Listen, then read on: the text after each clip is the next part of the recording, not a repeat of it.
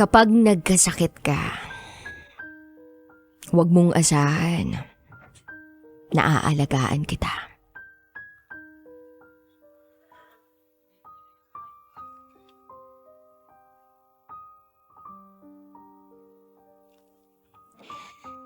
Hi DJ Rocky. Isa ako sa mga masugid mong tagapakinig. Minsan na rin akong nakapagpadala ng secret file sa'yo. At pinalad ako nang mabasa mo ito on air. Dati, tungkol ang kwento ko sa pinagdaanan ko sa love life ko. Ngayon, ibang bahagi naman ng buhay ko ang ibabahagi ko. Itago mo ulit ako sa pangalang Rain at ito ang aking secret file.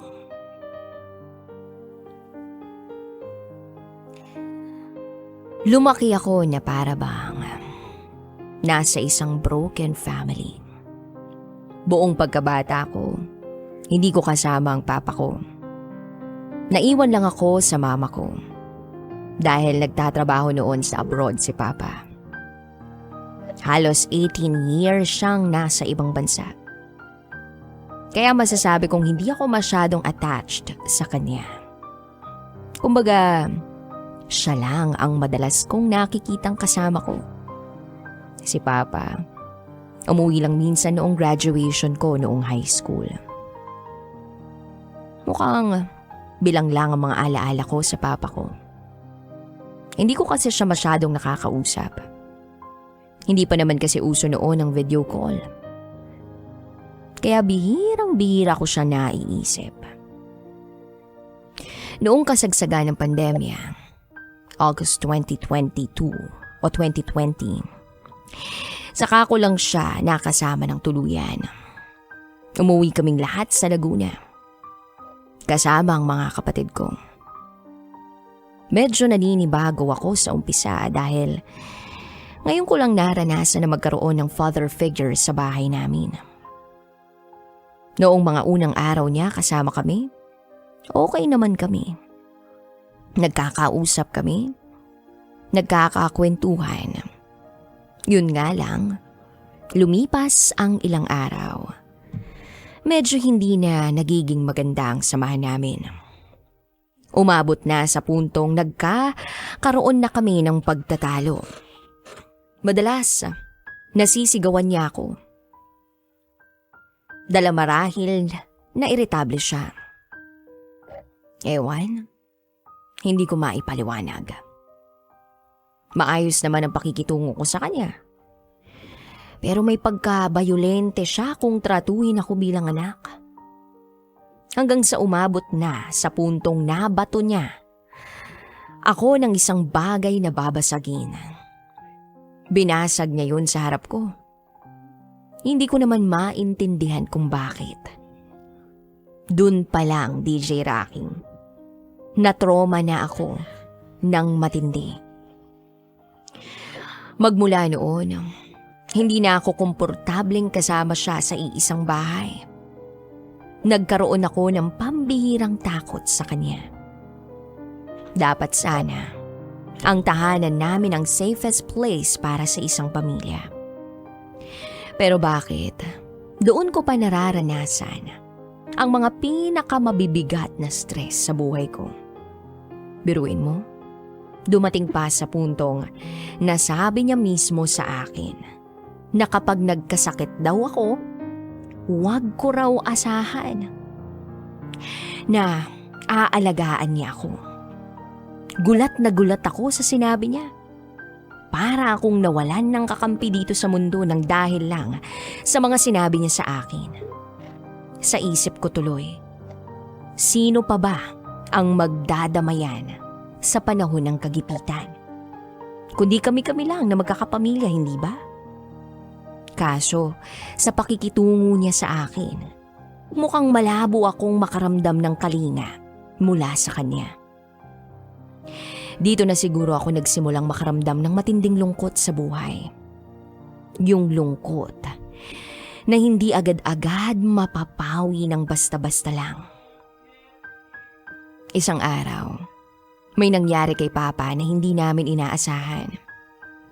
January 18, 2022. Na-stroke siya. Kaya na-confine siya sa ospital. Kahit hindi maganda ang relasyon naming mag-ama, pinili ko pa ring manatili sa kanyang tabi para alagaan siya. Medyo bumuti naman ang pakikitungo niya sa akin noon. Ang bait-bait pa nga niya nang makauwi na kami. Akala ko, tuloy-tuloy na ang pagbuti ng samahan naming mag-ama. Pero madalas, aligaga pa rin siya. Hanggang sa bumalik yung panahon na madalas na naman niya akong awayin. Mas dumadalas ang mga conflict namin. Yung tipong pag nagtatalo kami, umaabot na sa puntong pinalalayas niya ako ng bahay. Sa isip ko naman, ako nga nagbabayad ng lahat ng bills sa bahay namin. Papanong lalayasan ko siya? Nung na-stroke siya, sinalo ko na ang mga responsibilidad na hindi niya magampanan. Isa pa sa napag-awayan namin ay noong minsan niya akong pinuwersang pumirma sa isang sulat. Nalabag naman sa loob ko. May mga kondisyon siya sa sulat na gusto niyang ako ang umako at pumirma. At kung hindi ko naman daw yun gagawin, ay lumayas na lang daw ako dito sa bahay. Napilitan akong pumirma doon sa sulat na ginawa niya. Wala naman akong mapupuntahan. Isa pa, wala akong kapasidad na makapag-ipon ng malaking halagang pera para bumukod. Lahat ng kita ko, napupunta lang lahat sa pagbabayad ng bills namin at sa hinuhulugan kong motorsiklo. Kahit nga rito sa bahay, hindi na kami nagsasabay kumain ni Papa. Hiwalay na kami ng pinagkakainan. Pakiramdam ko tuloy, border lang ako dito. Hindi na anak, hindi na kapamilya. Sa katunayan, naiinggit ako ng sobra-sobra kapag nakakakita ako ng mag-aamang close na close sa isa't isa. Minsan mapapaisip na lang ako, what if naging close kami ng papa ko simula noon pa? Ano kaya ang pakiramdam na may tatay akong hindi ako kinamumuhian bilang isang anak? Ano ba ang mali sa akin? At tila ang hirap-hirap para sa kanya na pakitunguhan ako ng normal at matiwasay. Darating pa ba ang araw na mawawala ang lupit niya sa akin bilang isang magulang? Sa totoo lang, DJ Rocky, sobra na ang stress na nararamdaman ko. Napapabayaan ko na nga ang sarili ko. Magmula nang pinapirma niya ako ng sulat na iyon, unti-unti nang humina ang resistensya ko. Bumabagsak na ang katawan ko. Hindi ko alam kung ano ang gusto ng papa ko na ipamukha sa akin. Minsan nga, tumatakbo sa isip ko na sumuko na lang. Madalas tumatakbo ang isip ko pero para bang walang patutunguhan ang takbo nito. Nakararanas ako ng matitinding mood swings dahil dito. Isang saglit napakasaya ko. Pero bigla na lang itong mag-iiba. At hindi ko namamalayan. Umiiyak na lang ako ng walang dahilan. Oo, masaya akong kasamang mga kaibigan ko. Pero tuwing sumasagi sa isip ko na uuwi na ako, maiisip ko na pagod na ako umuwi sa bahay. Pagod na ako sa buhay. Madalas kong maramdamang mag-isa na lang ako sa laban na to sa buhay ko. Hindi ko naman matakbuhan ang mama ko at mga kapatid ko. Dahil ayokong malaman nila ang ginagawa sa akin ni Papa. Sinubukan ko minsang lapitan ng ate ko para doon muna manuluyan. Pero hindi naman ako pwede doon. Kahit sa bunso kong kapatid, hindi rin ako pwede doon. Kaya nauubusan na ako ng pag-asa. Yung pakiramdam na wala akong magawa. Pinagtitiisan ko na lang ang kalupitan ng papa ko sa akin. Kung sakaling dumating yung araw na hindi ko nakayanin ang mga pinagdaraanan ko, gusto ko sanang sisihin ang papa ko kung sakaling magdesisyon akong bumitaw na lang. Gusto kong ibaling sa kanya ang sisi kung bakit lugmok na ako. Na parang nawalan na ako ng dahilan para ituloy ang buhay ko. Yun na lang ang nakikita kong paraan para matapos lahat ng to. I badly need help. Pero hindi ko alam kung papaano ko sisimulan. Hindi ko maaasahan ang sarili kong pamilya. Kahit mga kaibigan ko mismo. Ayoko na ring lapitan. Pakiramdam ko kasi pabigat na ako sa kanila. Ayoko sanang umabot sa punto na kung sakaling mabasa mo ang secret file ko, hindi na ako humihinga. Sana abutan ko pa ang pagsasalaysay mo ng kwento ko. Batid kong kailangan ko ng karamay sa yugtong ito ng buhay ko. Sana ay hindi pa too late para sa akin na maayos ang sarili ko. Dahil sa pinagdaraanan kong dilubyo mula sa papa ko. Sana ay mabigyan niyo ako ng payo o guidance patungo sa mga susunod na hakbang ng buhay kong ito. Aaminin kong pagod na ako. Pero susubukan ko pa rin araw-araw na bumangon at ituloy ang laban. Kahit masakit na ang bawat paghinga at bawat pagbangon ko. Hanggang dito na lang po muna, DJ Rocky. Muli, ako si Rain. At ito ang aking secret file.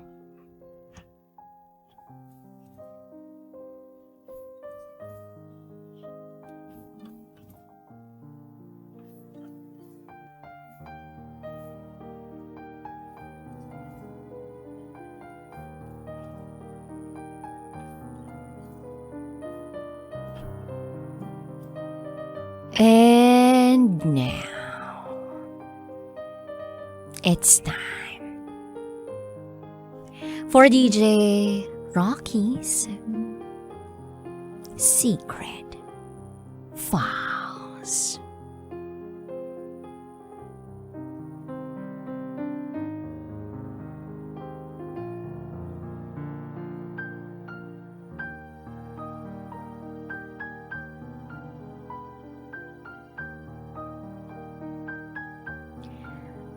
I let her go because she deserves better. And now, I miss her.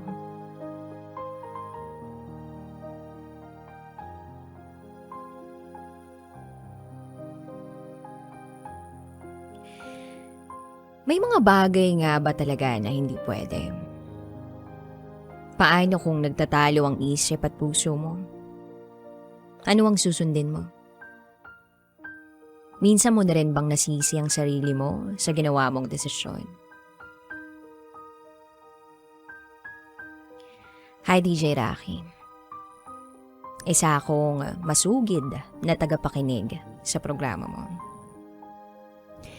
Sa dami ng kwentong napakinggan ko sa programa mo, hindi ko inaasahang darating ako sa puntong isa rin pala ako sa hihingin ng payo mula sa'yo at sa mga tagapakinig mo. Itago mo ako sa pangalang Lino, 25 years old. At ito, ang aking secret file. Sa edad kong to, wala pa akong nararating sa buhay. At wala pa akong napapatunayan sa pamilya ko. Isa lang akong simpleng tambay. At higit sa lahat, wala pa akong experience sa love. Hindi ko pa nararanasan ang nasa isang relasyon. May mga naging crush at nagugustuhan naman ako nung high school. Pero hindi ako nagkaroon ng lakas ng loob na magsabi sa kanila. Naranasan ko ring tuksuhin ang mga kaklase ko.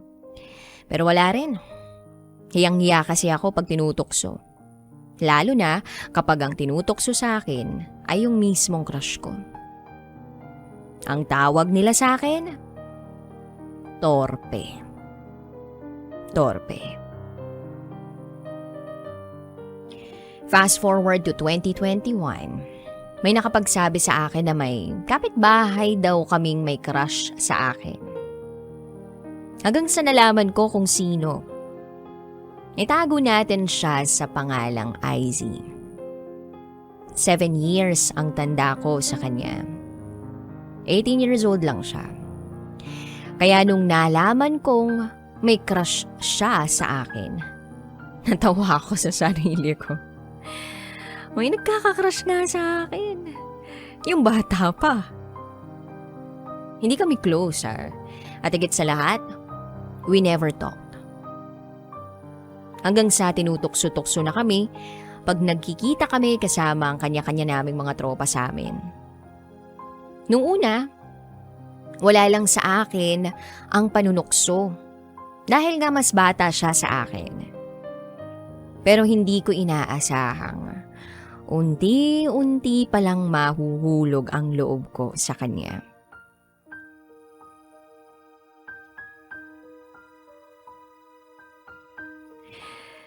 Medyo awkward pag nagkasalubong kami sa daan.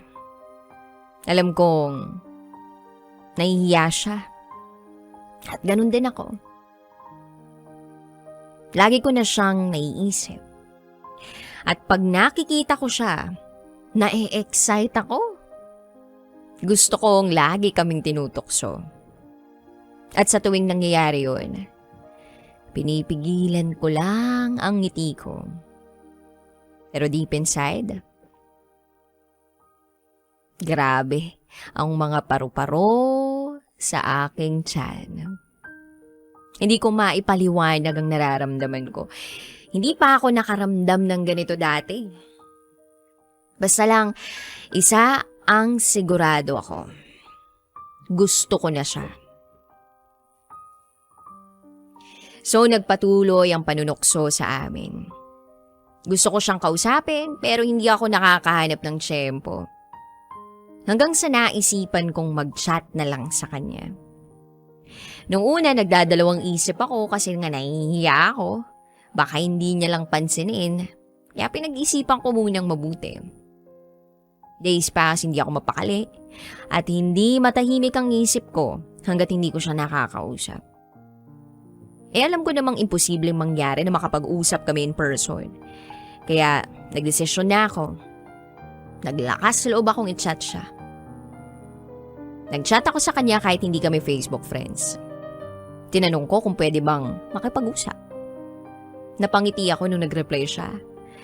Nagtanong siya pabalik kung tungkol saan daw. Hindi na ako nagpaligoy-ligoy pa. Sinabi ko agad yung tungkol sa nararamdaman ko para sa kanya. Nagduda pa nga siya nung una kung ako ba talaga yung nag-chat sa kanya. Kasi baka pinaprank lang siya. Kaya wala siyang sinagot sa mga sinabi ko. Ang sabi niya lang, huwag daw akong magpadala sa tukso. Lokohan lang daw nila yon.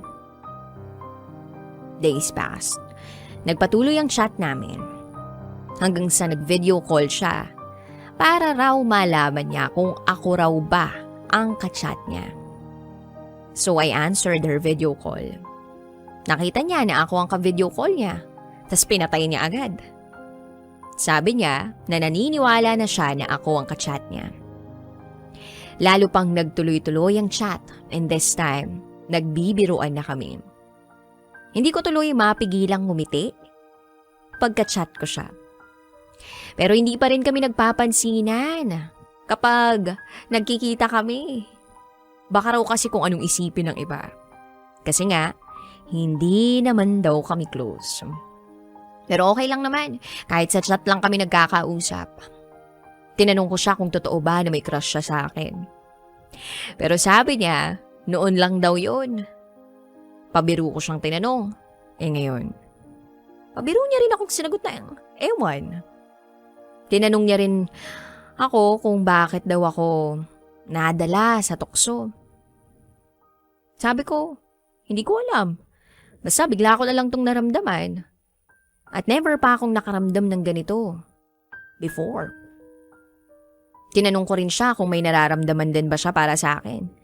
Pero tulad nung una, wala pa rin siyang sinagot. Kaya hindi ko na lang siya kinulit. Then December 2021, isa ang lugar namin sa dinaanan ng bagyong Odette. Nawala ang supply ng kuryente sa amin ng halos 2 buwan. May free charging station sa amin at madalas, nagkakasabay kaming mag-charge doon.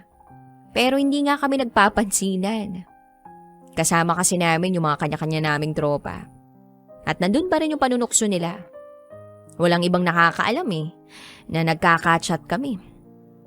Then one time habang magka-chat kami, sinabi niyang nasa charging station siya mag-isa. Sabi ko samahan ko siya at magta-charge din ako. Pumayag naman siya.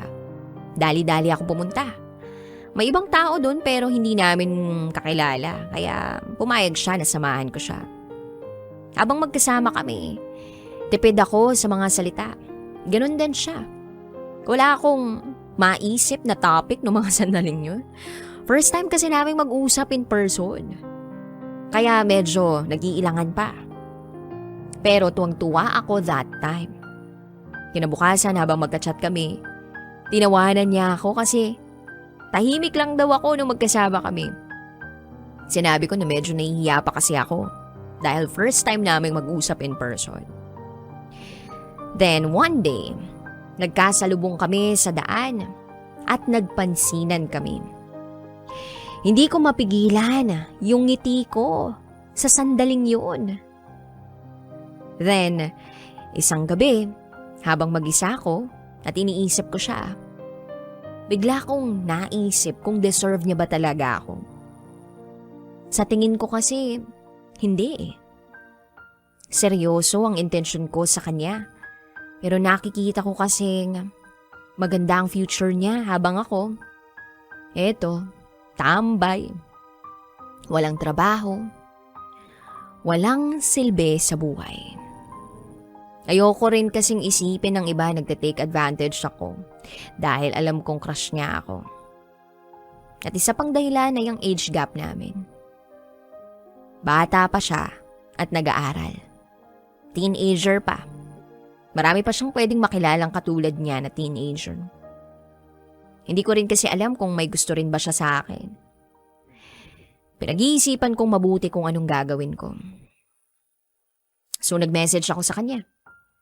Medyo mahaba-haba ang mga sinabi ko doon. At sinabi ko na yun na ang huling chat ko sa kanya. Nag-reply siya at sinabing naiintindihan niya raw ako. Sinabi niyang magpapansinan pa rin naman daw kami pag nagkita kami. Walang magbabago doon. Hindi ko alam kung tama ba o mali ang naging desisyon ko. Mahirap at mabigat sa loob ko ang ginawa ko. Kasi pakiramdam ko, mahal ko na . Pero may mga bagay talaga na hindi siguro pwede. Ginawa ko lang naman yun para sa kanya. Iniisip ko lang kung ano ang mas nararapat para sa kanya. I let her go. Because she deserves better. And now, I miss her. Walang araw na hindi ko siya naiisip. I don't know if it's just my thoughts that make me think na hindi niya ako gusto. O naduwag lang ako. Tapos, hindi ko lang kasi ipinaglaban yung nararamdaman ko. Dapat ko bang sisihin yung sarili ko? Hindi ko alam kung hanggang kailan bago ako makamove on . Pinipilit kong kalimutan na lang yun pero hindi ko magawa. Pagkasama ko ang tropa ko, saglit kong nakakalimutan ng sakit pero pag mag-isa na ako, hindi ko maiwasan ang isipin siya. Namimiss kong kachat siya. Namimiss ko siya. Kaya Izzy, kung nakikinig ka man ngayon, o kung sakaling mapakinggan mo man to, pasensya na kung nung una masyado ako mabalis para magsabi sa iyong gusto kita. First time ko pa kasi yun, kaya padalos-dalos ako. Pero gusto kong malaman mo na totoo lahat ng sinabi ko tungkol sa nararamdaman ko para sa iyo. Salamat dahil naging magkaibigan tayo kahit sa maiksing panahon. Pero sa maiksing panahon na yun, pinasaya mo ko. At habang buhay kong dadalhin yun. Kahit tayong dalawa lang ang nakakaalam doon. Hindi ko makakalimutan ang bawat sandaling yun. Basta walang magbabago sa pagkakaibigan natin Sana, dumating na yung araw na malaya na tayong makapag-usap sa harap ng ibang tao. Bilang magkaibigan, nang hindi naiilang sa isa't isa. Salamat at naging parte ka ng buhay ko. Hindi ako magpapaalam kasi alam kong hindi pa ito ang huli. Pero salamat. Salamat sa lahat. Hanggang sa muli. Salamat DJ Rocky sa iyong pagbabasa. Sana mabigyan niyo po ako ng konting payo. Muli, ako si Lino at ito ang aking secret file.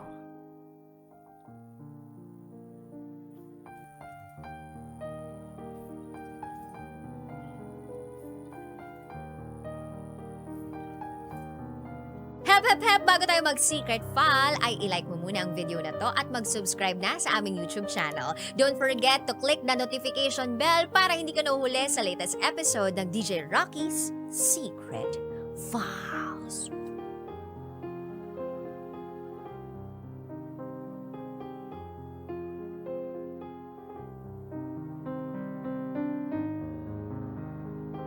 And now, it's time for SPG, as in Super Backnern Secret File.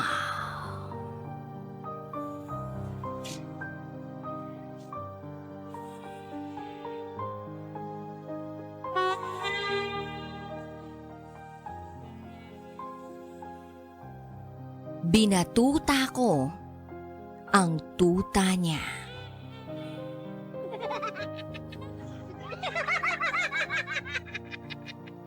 Hi DJ Rocky.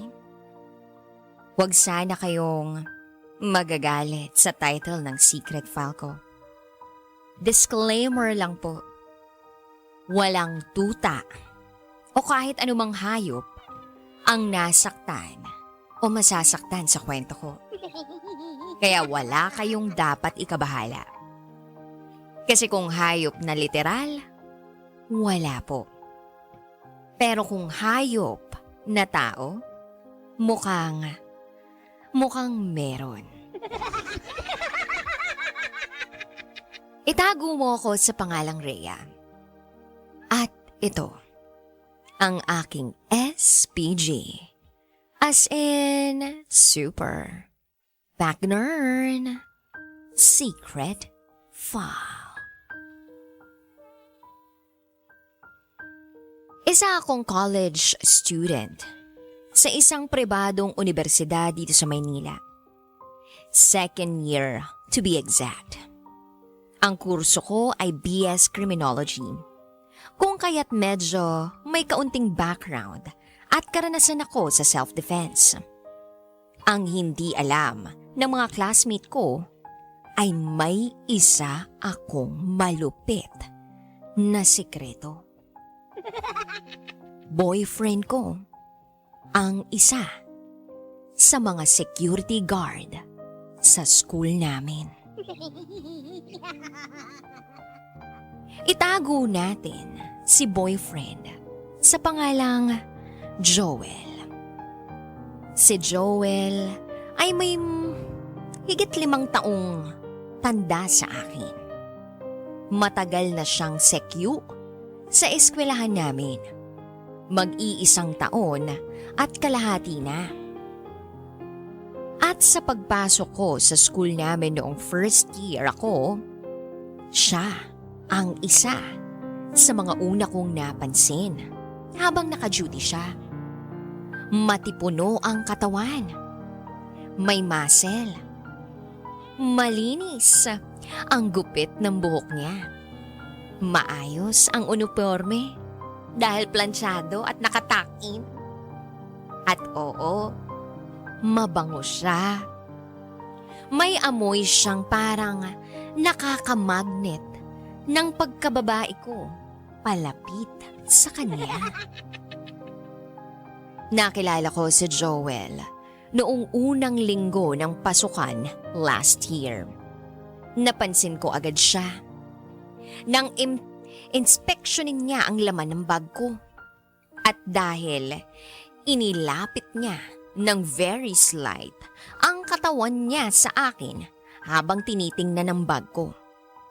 Medyo na-caught off guard ako. Kaya sabi ko sa kanya, Uy, guard! Masyado ka lang close sa akin, ha? sagot niya. Hindi naman. Titignan ko lang laman ng bag mo. Sige, pasok ka na. Baka maliit ka pa.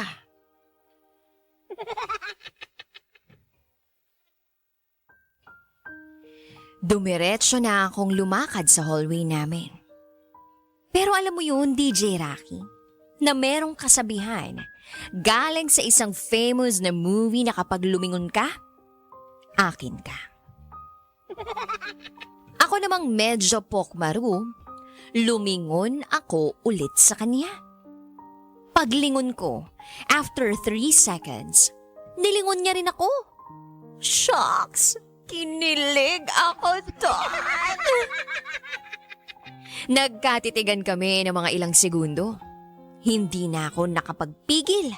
Nagkangitian kaming dalawa. At ayun na, doon na nagsimula ang pagkakaibigan namin. Hindi nagtagal dahil sa pagiging baliw namin sa isa't isa, naging kami na. Pero hindi yun alam ng mga classmate ko. Itinago namin ang relasyon namin, DJ Rocky. Hindi kami nagpahalata sa school. Isang beses, weekend yun. Natapat na fiesta dito sa lugar namin kaya't walang pasok sa school. Wala ring mga estudyante. Sinamahan ko si Joel habang duty siya. Nagkataon din namang hindi makakapasok ang reliyebo niya ng alas 10 ng gabi hanggang alas 6 ng umaga. Kaya siya na rin ang sasalo sa duty ng mga oras na iyon. At para hindi naman siya mabagot, sige, doon na rin muna ako magpapalipas ng gabi. Nag-decide kaming mag-ML. Best of 3. Pero may consequence. Pag nanalo ako, maghuhubad siya ng uniforme niya. Pero kapag nanalo siya, hindi ako uuwi sa amin ng gabing yun at doon ako matutulog sa guardhouse. Ang ending, siya ang nanalo. Kaya no choice ako. Hindi agad ako natulog. Nagkwentuhan pa kami ni Joel. Pero pagkatapos ng ilang oras, bandang 1:00 na ng madaling araw, inantok din ako. Kaya humiga na ako doon sa guardhouse. Habang siya naman, nag-ikot sa buong campus para mag-inspeksyon. Ako naman, nakatulog na. Maya-maya pa, may narinig akong parang kahol ng aso. Kaya bigla akong natakot. Baka biglang dakmain ako ng multo rito. Maya-maya pa lumakas lalo yung kahol na yun. Tumayo na ang mga balahibo ko sa takot. Pero hindi pa rin ako dumilat. Pinakiramdaman ko lang ang paligid. Malamig ang ihip ng hangin. Iginalaw ko ang kamay kong pawis na dahil sa nerbiyos. At naramdaman kong may isang batutang matigas. Malaki. At mahaba. Na nakalapag sa tabi ng higaan ko. Dinampot ko yung batuta. Hinawakan ko ito ng maigi. Niyakap ko ang batuta. Para hindi maagaw ng multo sa akin, hinimas-himas ko ang batuta. Para matanggal ang pawis sa kamay ko. Pagkatapos ay biglang tumalas ang pakiramdam ko, DJ Rocky. Habang nakapikit ako, may narinig akong mga kaluskos. Kasabay ng kahol ng aso. Mga kaluskos na papalapit sa akin. Kaya nilakasan ko na ang loob ko at ang pandinig ko. Habang nakapikit, tumayo ako at hinampas ang batutang hawak-hawak ko. Bigla kong narinig ang malakas na sigaw ni Joel. Tinamaan ko pala siya. Pagdilat ko, nakita ko siyang nakahawak na sa puson niya sa ibaba. Oo, DJ Rocky. Natamaan ng batutang hawak ko ang tuta niya. Kaya nagsorry agad ako sa kanya. Habang siya naman ay napaluhod na sa sakit na nararamdaman niya. Ang tagal niya ring umaray.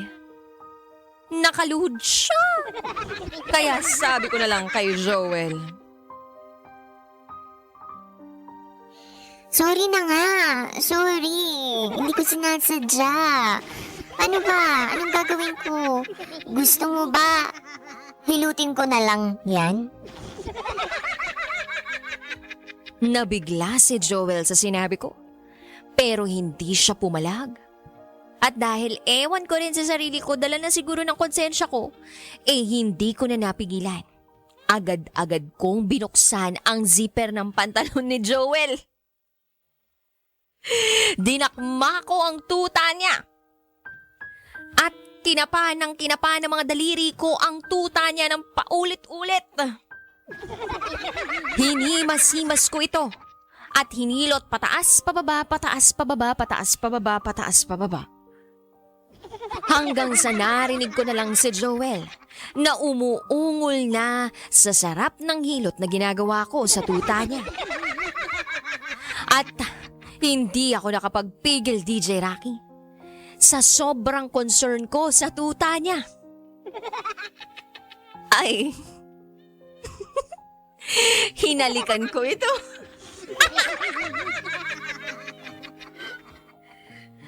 At maya-maya pa, ay naisubo ko na ito ng buong buhos ang bibig ko. Patuloy ko itong hinilot hanggang sa tuluyan na itong nagpasiklab. Isang sign na magaling na ito ulit. Feeling proud ako sa sarili ko, DJ Rocky, kasi napagaling ko ang tuta ni Joel. Pero sising-sisi naman ako na nasaktan ko siya. Hindi ko naman kasi talaga sinasadya ang lahat. Hinding-hindi talaga. Sa ngayon, going strong pa rin naman kami. Patuloy ako sa pag-aaral. Siya naman, sa ibang campus na siya na destino sa mga susunod na buwan. Dahil magpapalit na ng security agency ang school namin. Siguro, nakatulong na hindi kami laging magkikitang dalawa. Para kahit papano, marunong pa rin kaming manabik sa isa't isa. At syempre, para makapag-focus na rin ako sa pag-aaral ko. Hanggang dito na lang po, DJ Rocky. Maraming salamat sa pagbabasa ng aking kwento. Muli, ako si Rhea at ito ang aking SPG as in Super Baganern Secret File.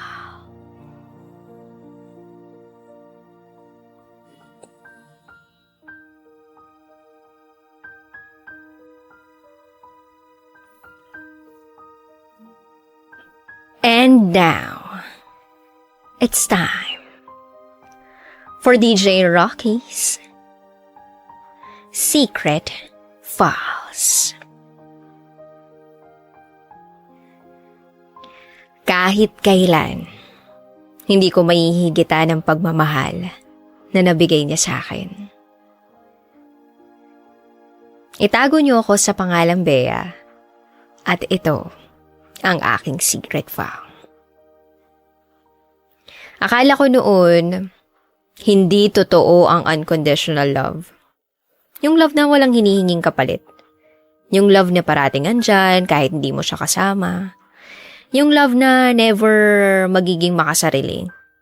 At higit sa lahat, yung love na hinding-hindi mawawala kahit anong mangyari. Pero nagbago lahat ng pananaw ko nung nakilala ko siya. College pa ako noon. Kasama ko ang kaibigan ko nung kitain namin siya sa isang probinsya. Nung una, hindi ko maintindihan yung nararamdaman ko. Takot ba? O saya? Ewan. Pero siguro, normal lang naman yun kapag may kikilalanin kang bago. Naiilang ako sa presence niya. Hindi ko siya kinakausap.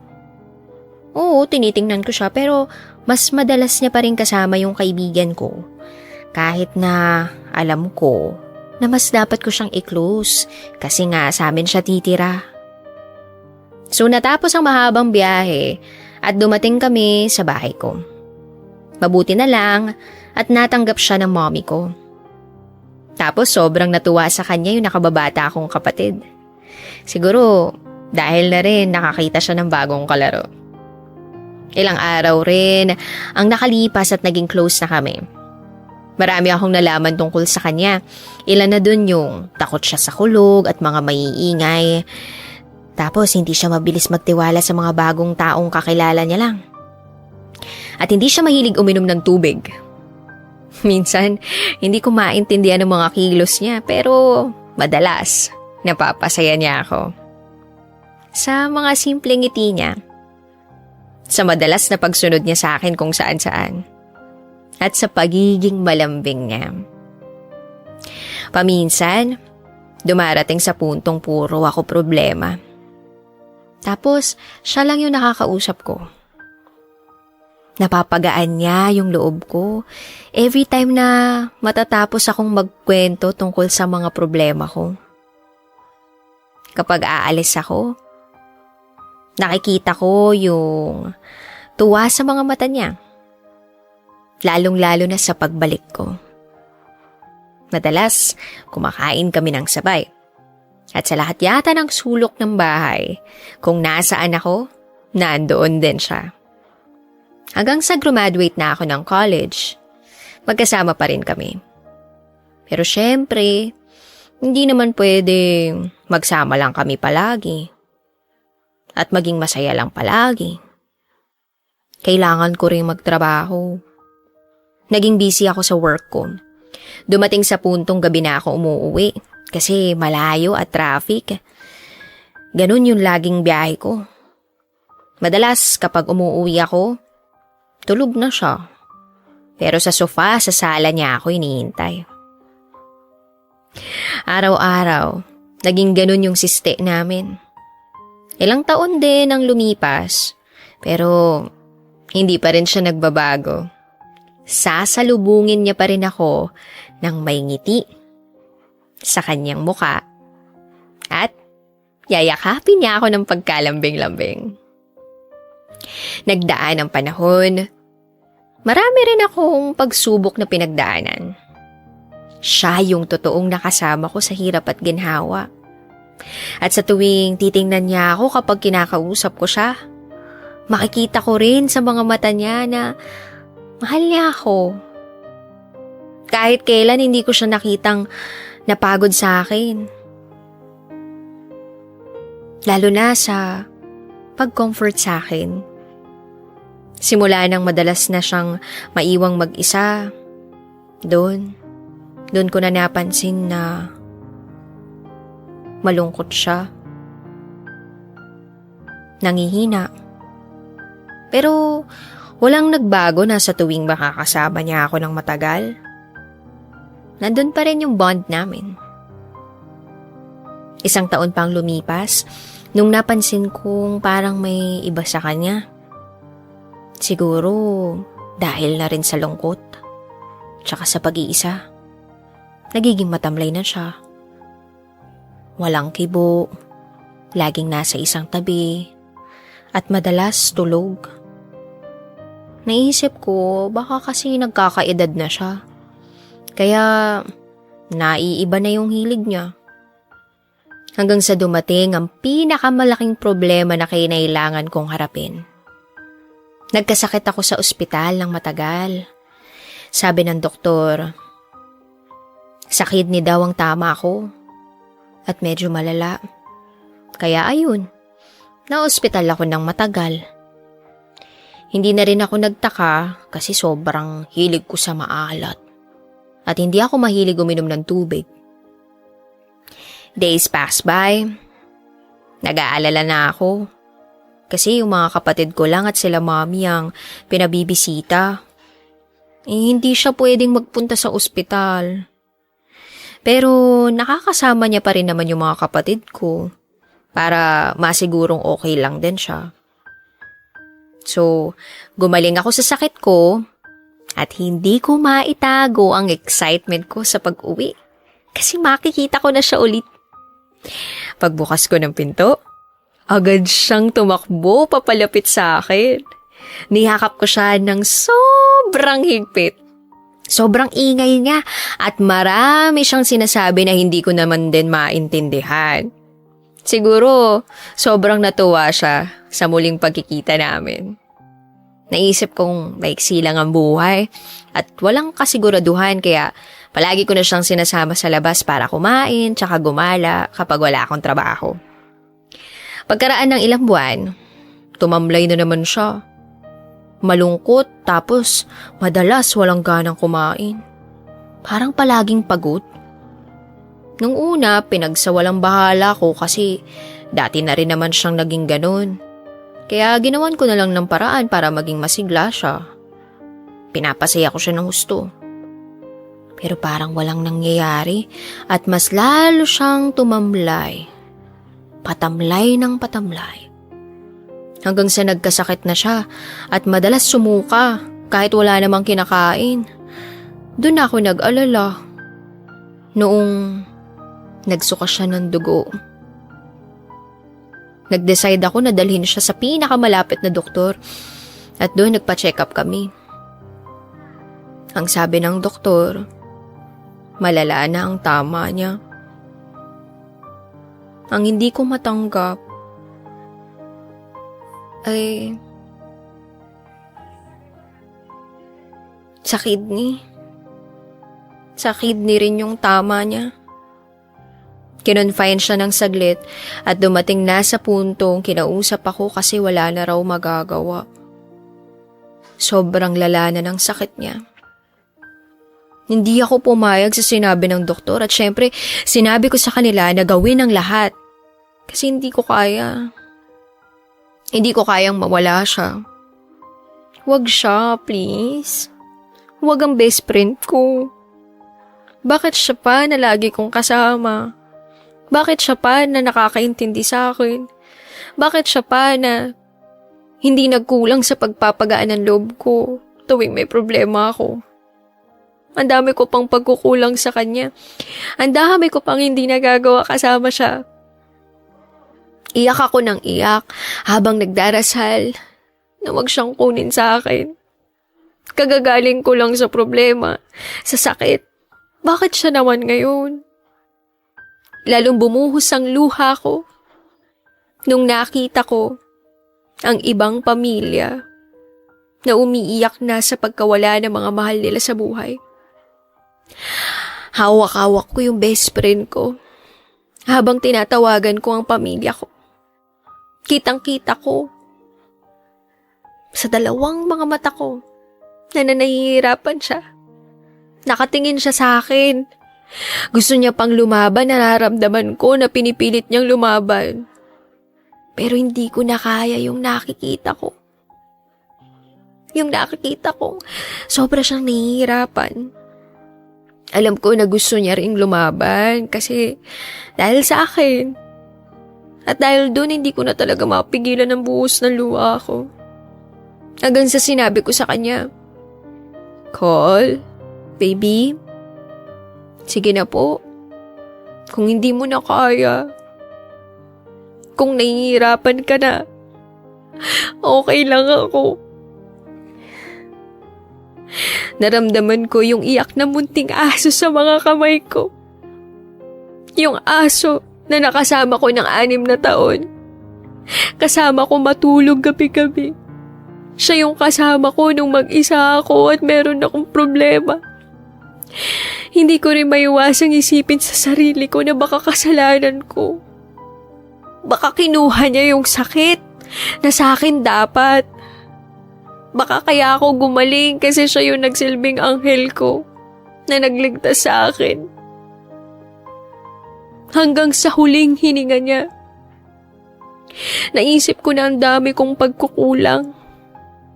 Sa tanging nilalang na nagbigay sa akin ng unconditional love. Na sana hindi ko siya palaging iniwang mag-isa. At sana mas napasaya ko siya. Higit pa sa nagawa niya sa akin. Pero alam kong hindi ko kaya. Kasi kahit kailan, hindi ko mahihigitan ang pagmamahal na nabigay niya sa akin. Pero alam ko sa sarili ko na habang buhay, nasa puso ko siya. Sana totoo yung mga nasa pelikula, no? Sana nare-reincarnate talaga ang mga aso. At sana makita ko uli ang mahal ko. Hanggang sa muli, Cola. Muli? Ako si Bea. At ito, ang aking secret file. Always your number one SM radio station. Love Radio. Kabisyo, nakarelate ka ba sa secret file na binasa ko? Kung nakarelate ka, mag-subscribe ka na dito sa aming YouTube channel at pindutin mo na rin ang notification bell para updated ka sa mga susunod na episodes ng DJ Rocky Secret File.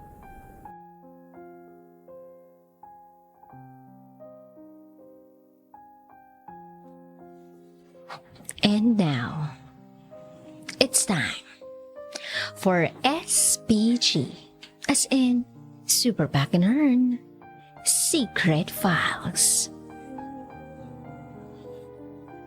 Nakita ako ng mama ko habang nanonood ng hentai.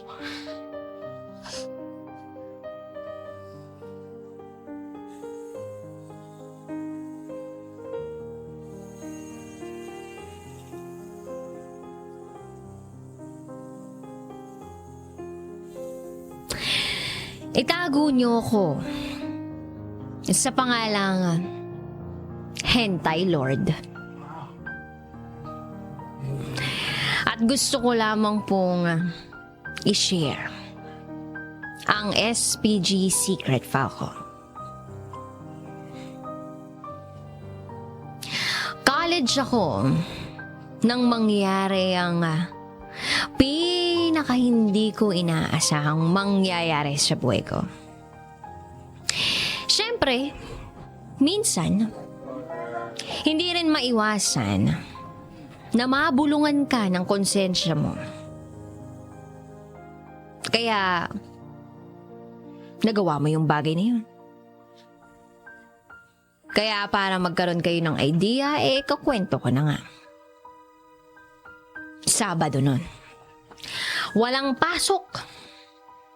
Siyempre, araw ng pagpapahinga. Busy ang family ko sa paglilinis ng bahay. Samantalang ako ay naglilinis ng kwarto ko. After ko maglinis ay pumunta ako ng sala para mag-Facebook. Siyempre, kailangan kong i-chat ang girlfriend ko. Kasi, madaling mag-isip yun ng mali. Pag hindi ka nakapag-chat agad sa kanya, aba, alam na this, World War IV ang mangyayari. So, habang nag-aantay ako ng reply, nagpunta ako ng Google. Sinearch ko yung anime na pwede kong mapanood mamayang gabi. Oo, inaamin ko. Adik ako sa anime na inaabot ako ng madaling araw kakapanood. Minsan nga, pinapatay pa ni Mama yung wifi namin kasi naiinis na siya sa akin. Kaya nag-scroll down ako nang nag-scroll down, mahanap ko lang ang panonoorin ko. Hanggang sa mapatigil ang mata ko sa isang larawan. Hindi siya anime, pero ang cute ng pagkakagawa sa cover nila. Tiningnan ko agad ang plot at ang genre niya. Hindi ako makapaniwala. Isang hentai ang nakakuha ng atensyon ko. Siyempre, na-curious ako sa plot ng palabas. Kaya nagkaroon ako ng lakas ng loob na panoorin niya.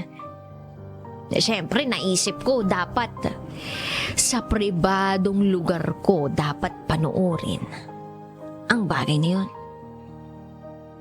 Kailangan kong pumunta ng kwarto para walang sagabal. Agad-agad kong sinabi sa mama ko na, Ma, papasok ako ng kwarto ha, tsaka magpapahinga na ako kasi medyo napagod ako eh. Ilalak ko yung pinto no po para hindi ako maistorbo. Sabi ko sa mama ko.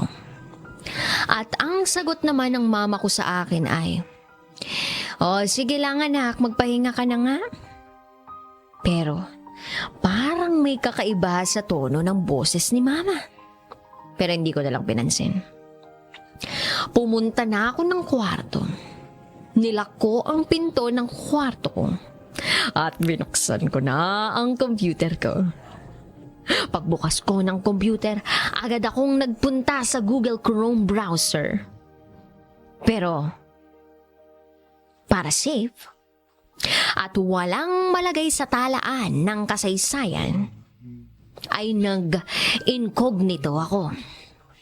Agad kong sinearch ang doubleh.com at hinanap ang hentai na yun. Nakita ko agad at milyon ang views sa site. Inopen ko ang episode 1. Opening pa lang! Nakakatigas na ng katawan.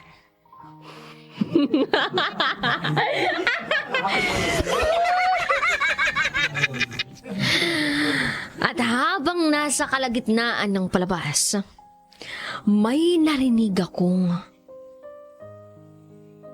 taong nagsasabi na, Hoy, ano yan? Patayin mo yan, sira ulo ka. Agad akong nagtaka dahil nalak ko naman ang pinto.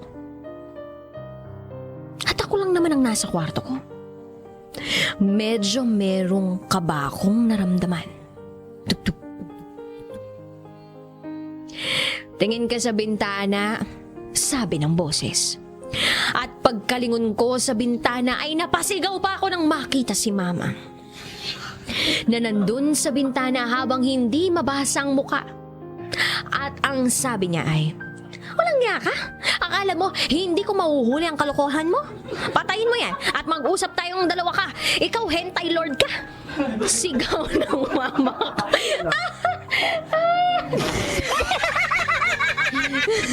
Sigaw ng mama ko. Hindi ako nahihiya sa pagsabi niya. Nahihiya lang ako dahil yung boses ni Mama ay dumadagundong at umaabot Abot naririnig ng kapitbahay namin.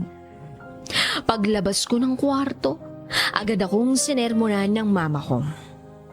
At tinanong ko si mama ng, "Ma, ba't naman naisip niyo na sumilip pa sa bintana?" At sumagot naman siya ng, "Sino ba naman kasi ang maglalak ng pinto habang magpapahinga? Tayo-tayo lang naman ni papa mo at kapatid mo yung nandito." At yun na nga. Simula nun, tuwing mamamalengke o aalis na lang sina mama, tsaka na lang ako nanunood ng pinakamagandang panoorin, ang hentai. Para walang abala at para super safe ako sa panonood. At minsan naman, sa phone ko na lang pinapanood. Kasi matalino ang mama ko. Pinapatay niya ang wifi namin pag alam niyang may tendency akong manood nito. Pero minsan, anime naman ang pinanonood ko. At nai-explain ko naman. At sa lahat po ng mga gustong manood at manonood pa ng hentai, at sa mga manonood pa lamang, no? Tip of advice. Huwag niyong sasabihin sa mama ninyo na maglalak kayo ng pinto pag magpapahinga kayo. Maraming salamat po at magandang hapon sa inyong lahat. Muli, ako ang binansagan ng nanay kong hentai lord. At ito ang aking SPG, Secret File.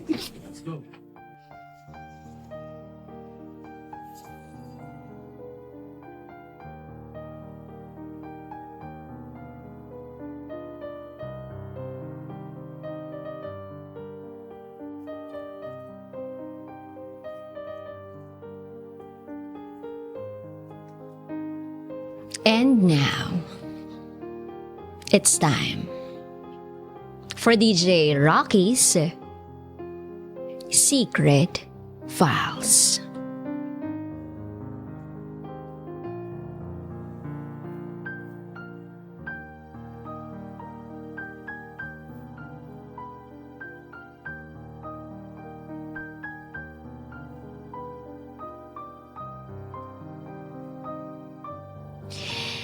Hindi niya mahiwalayan yung girlfriend niya. Dahil itatakwil daw siya ng pamilya niya.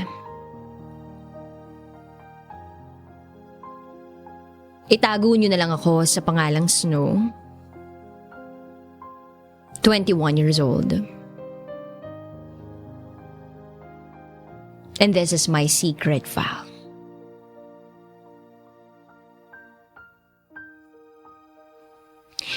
I'm a psychology student from one of the most prestigious universities in Manila, De La Salle University.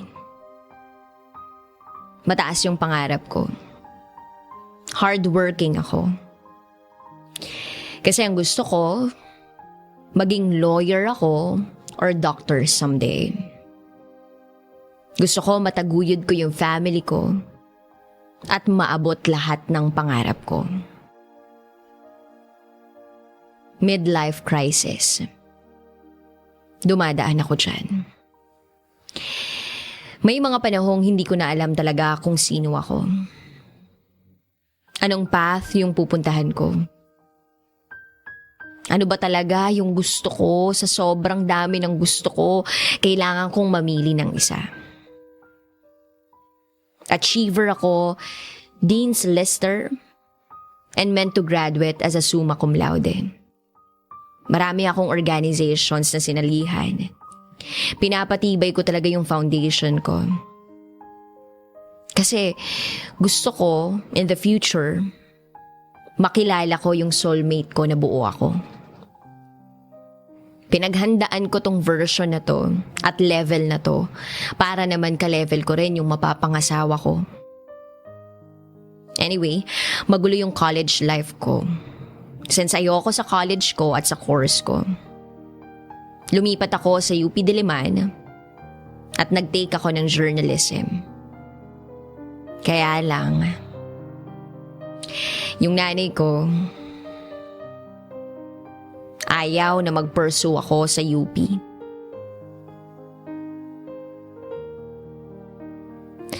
So habang nangyayari sa akin yun, may naging partner ako. Bisexual ako. She became my best friend. Milyonaryo sila ng pamilya nila. Nagkaroon kami ng relationship for 2 years. Nandyan siya nung tumigil ako sa school. Nag-work ako, hindi ako okay sa family ko. Siya yung naging karamay ko. Pero nagising ako one day na wala ng spark. Di ko na siya mahal. Sakal na ako. Nag-work kami sa isang kumpanya.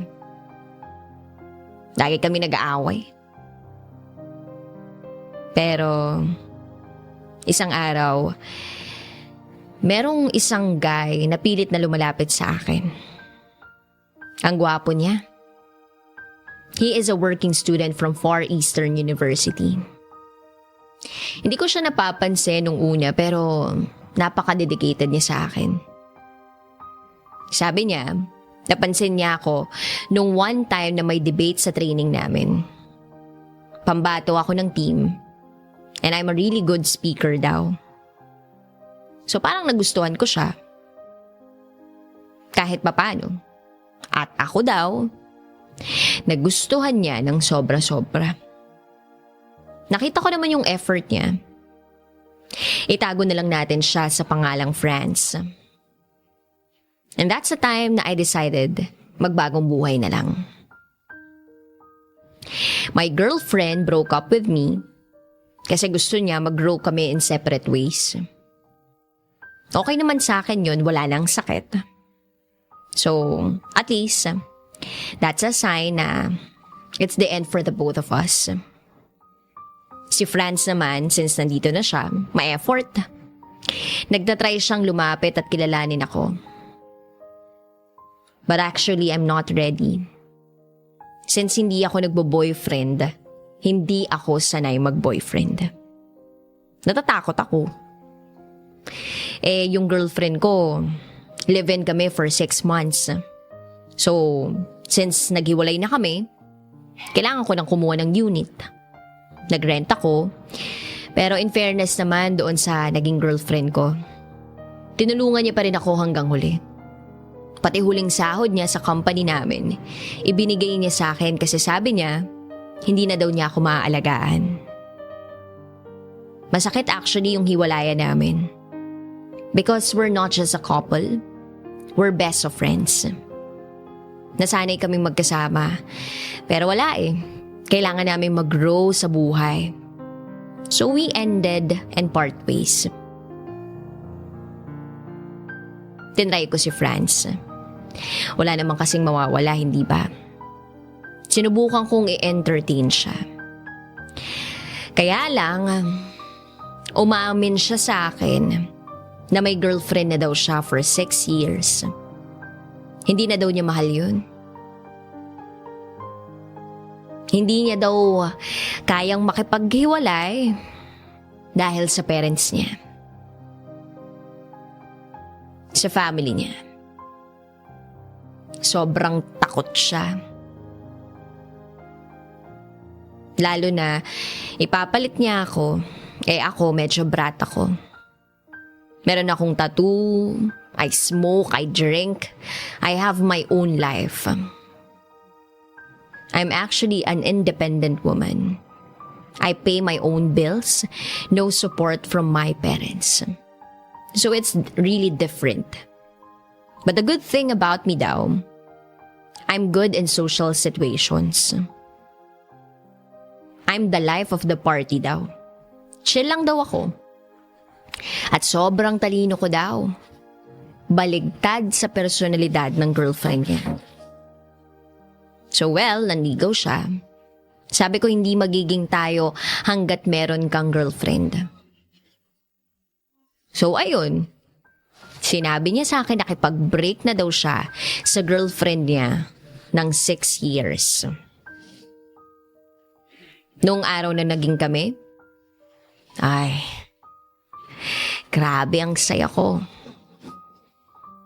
Kaya lang, on that very day, yung pinakamamahal kong tao sa buhay ko, yung lolo ko namatay.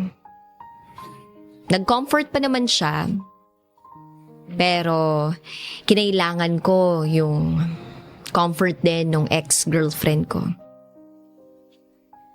My best friend actually.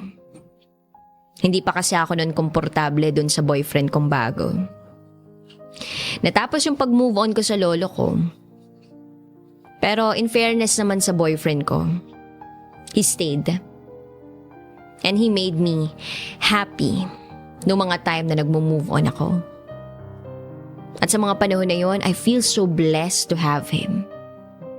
So sabi ko, alam siguro ni Lolo na may mag-aalaga na sa akin. Kaya iniwan na niya ako. Coincidence, no? In-inspire niya ako sa mga panahon na yon. Dahil hardworking student siya,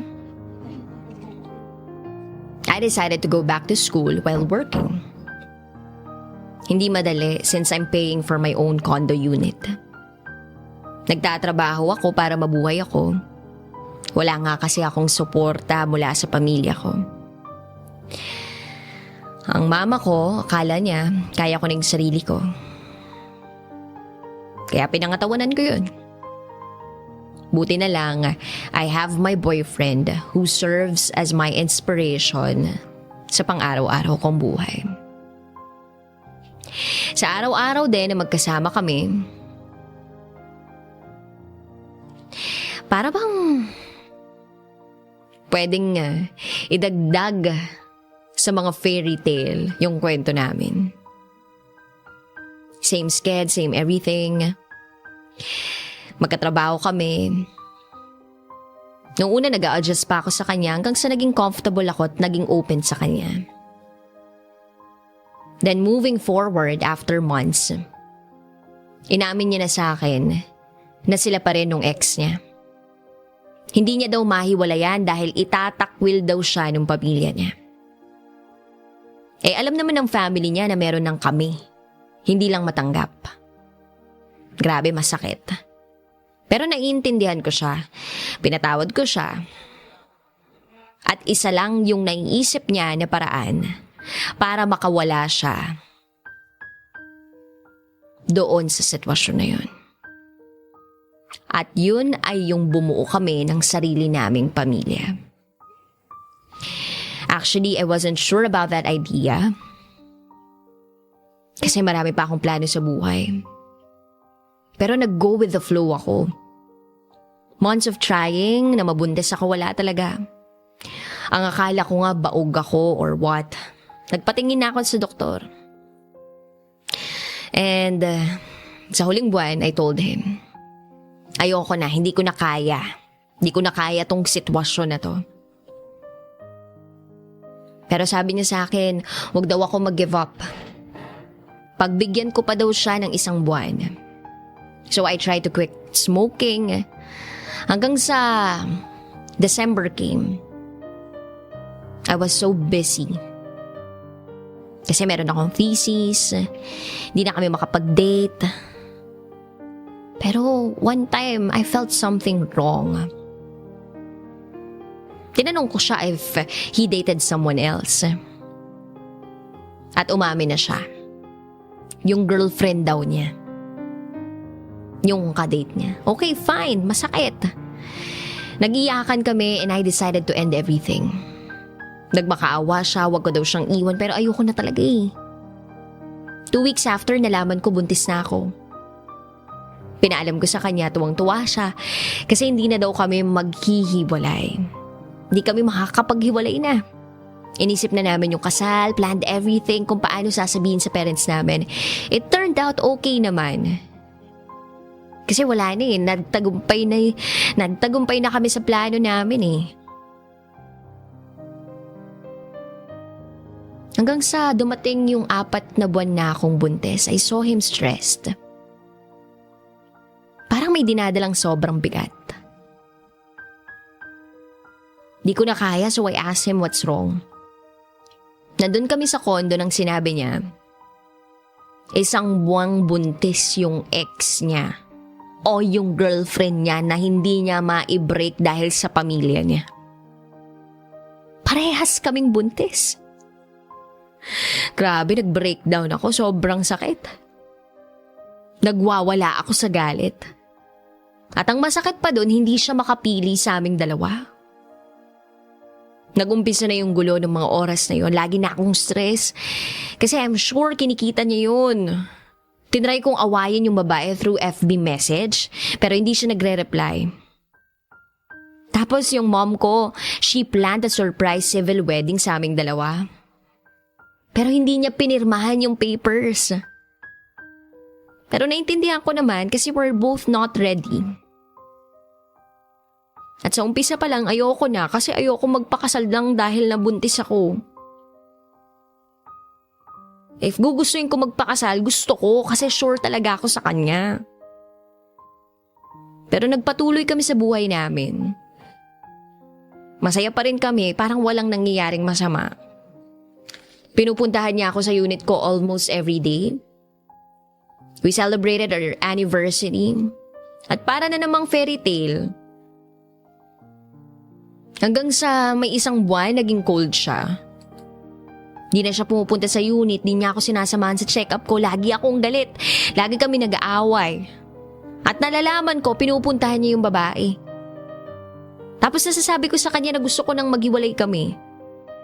Pero wala. Naging ibabaw pa rin yung pagmamahal namin. No doubt naman sa kanya na mahal niya talaga ako. And then these past few days, may sinasabi siya sa akin about pagtatanan. At sana daw, nagpakasal na siya sa akin dati pa. Till one day nagbabrowse ako sa FB. Tinry kong isearch yung pangalan ulit ng babae. Hanggang sa may nakita ako, na andun, yung babae.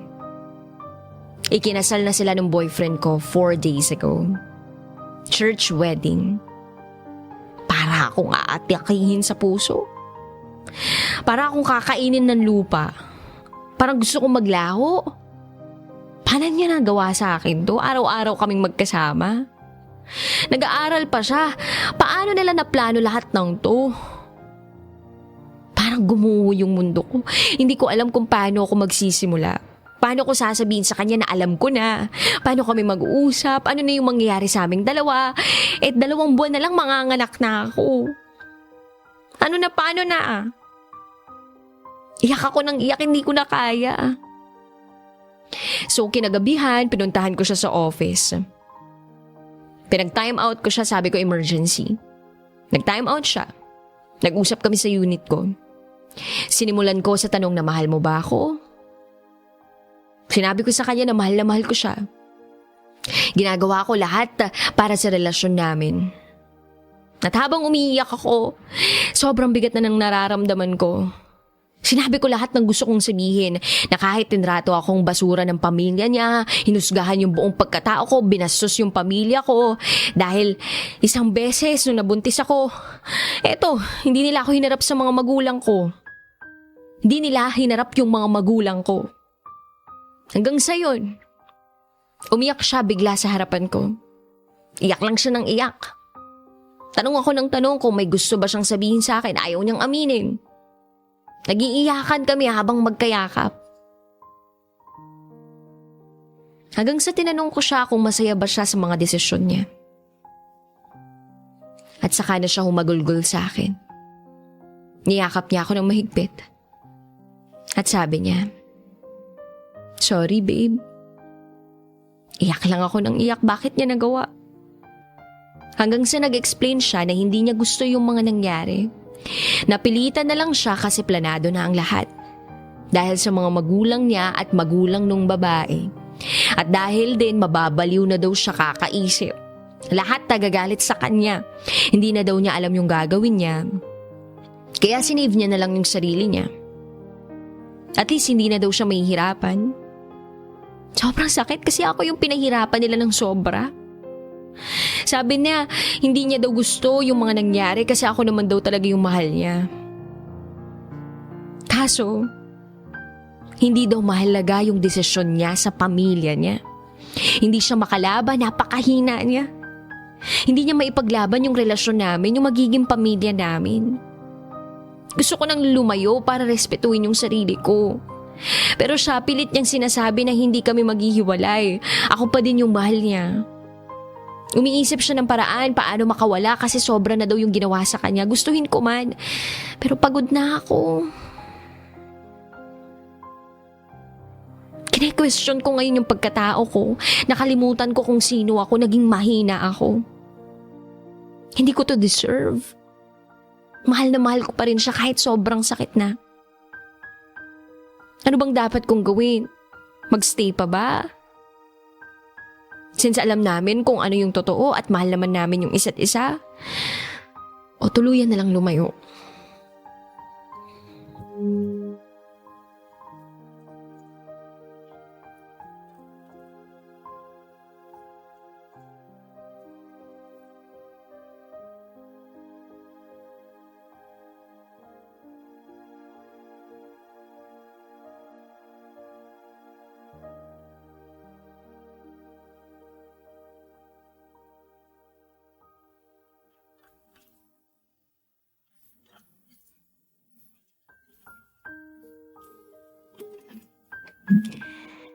And now, it's time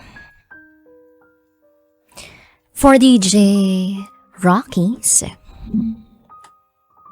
Secret Files.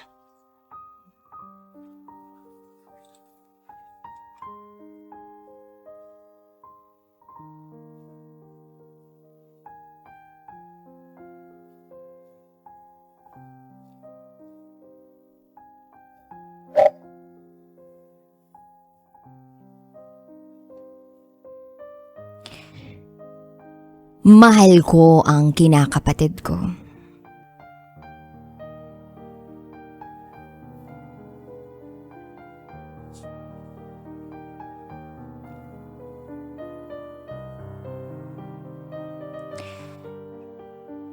Hi DJ Rocky. Itago mo ko sa pangalang Mesha. At ito, ang aking secret file.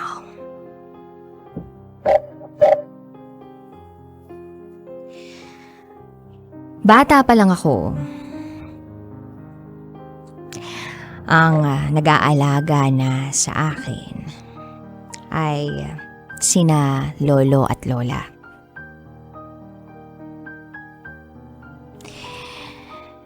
Galing kasi ako sa broken family. Ang papa ko, minsan ko lang makasama. Tuwing umuwi lang siya from abroad. May iba na kasi siyang asawa. May mga anak na rin. 3. Hanggang sa isang araw, nag-decide sila na sa iisang bahay na lang kami tumira. Yes. Ang gusto nila, magkakasama na kami sa iisang bahay. Maganda naman ang pakikitungo nila sa akin. Masaya naman sila kasama. Kulitan, biruan, at kung ano-ano pang mga kaganapan. At unti-unti, napapamahal na sa akin ang mga kinakapatid ko. Lalo na yung pangalawa.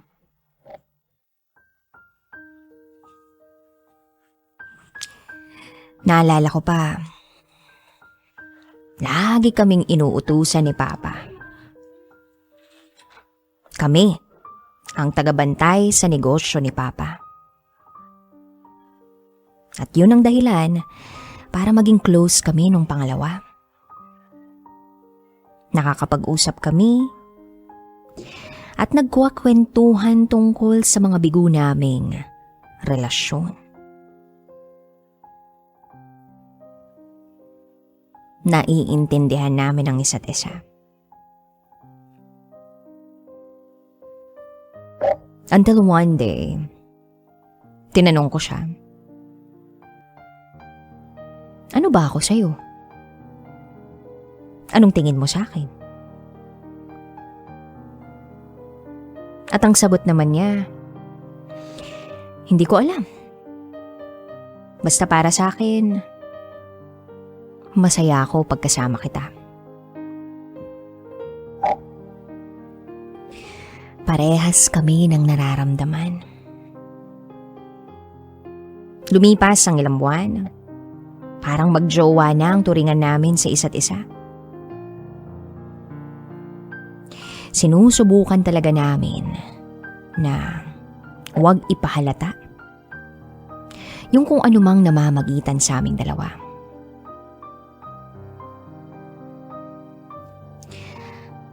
Si Papa, nagmamatsyag pala. Hindi na niya kami inuutusang dalawa. Hanggang sa pinagbawalan ako ni Papa na wag muna siyang kausapin. Pero kahit pinigilan ako ni Papa,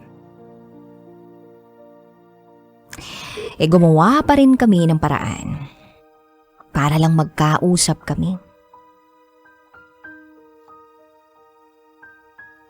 Gumawa ako ng dummy account.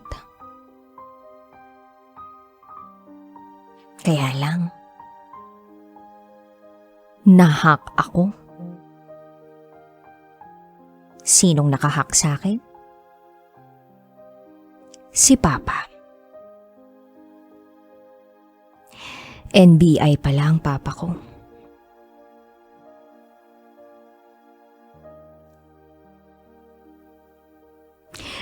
Napuno na ng galit si Papa. Maging ang asawa niya. Sinabihan nila ako na malandi. At kung ano-ano pang masasakit na salita. Pero kahit ganoon, hindi ko pa rin siya kayang iwasan. Patago pa rin naming ipinagpatuloy ang relasyon namin.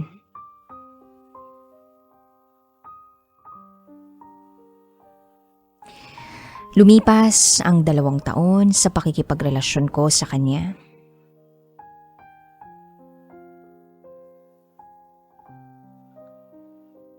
Para bang bigla na lang naming naramdaman na kailangan mag-level up na ang aming samahan. Paano kami magpapakasal?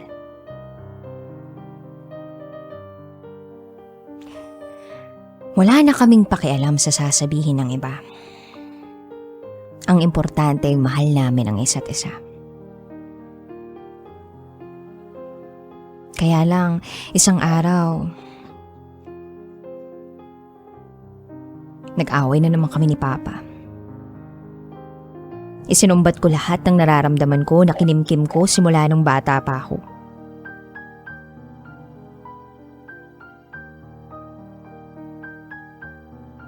Hindi siya nakinig sa akin.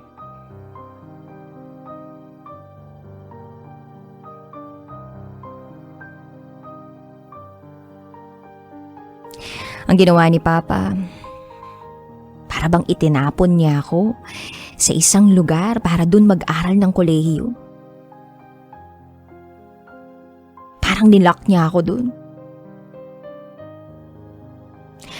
At nang matapos ko ang college, lumuwas ako sa kung saan nandun yung kinakapatid ko.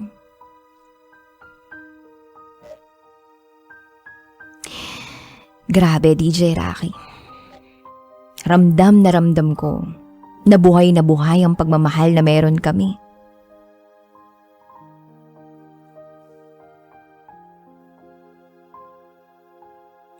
Hindi ko alam kung paano ipaglalaban pa ang relasyon namin. At hindi ko alam kung paano pa namin itutuloy ito.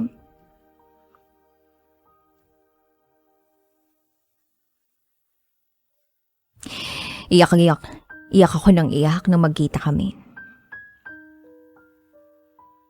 Bigla niyang hinawakan yung kamay ko. At ang sabi niya sa akin, "Mahal kita, Misha. At ayokong mawala ka sa akin."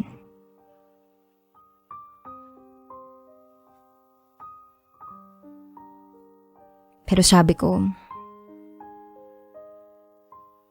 hindi tayo pwede. Magkapatid na tayo.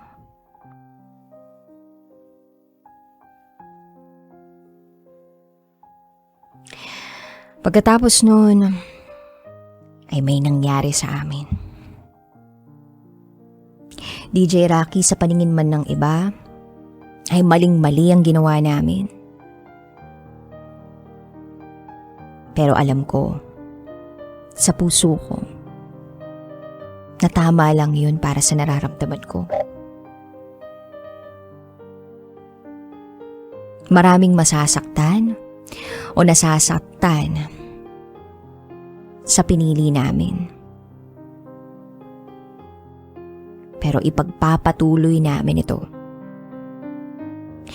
hanggang dulo. Hanggang dito na lang po, DJ Rocky.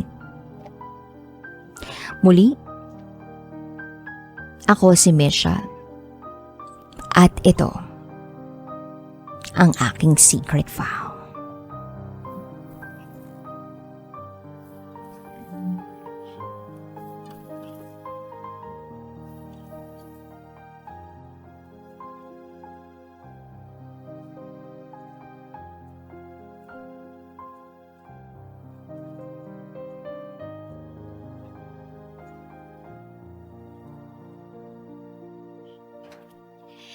And now, it's time for DJ Rocky's Secret Files.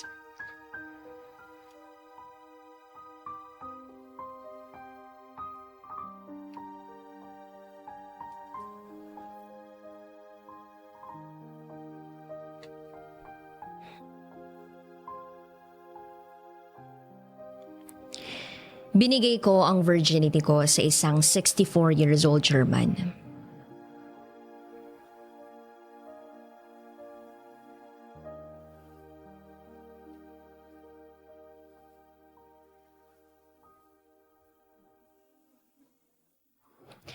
Tawagin niyo na lang ako sa pangalang Jen. 24 years old. Laking probinsya. Mahirap lang kami. Ang tatay ko, magsasaka. At ang nanay ko naman, housewife. Pero kahit papaano, nakakaraos naman kami. Kahit marami kaming magkakapatid. Pero, hindi kami kayang pag-aralin ng mga magulang namin. Yung mga iba kong kapatid, may kanya-kanya na ring pamilya.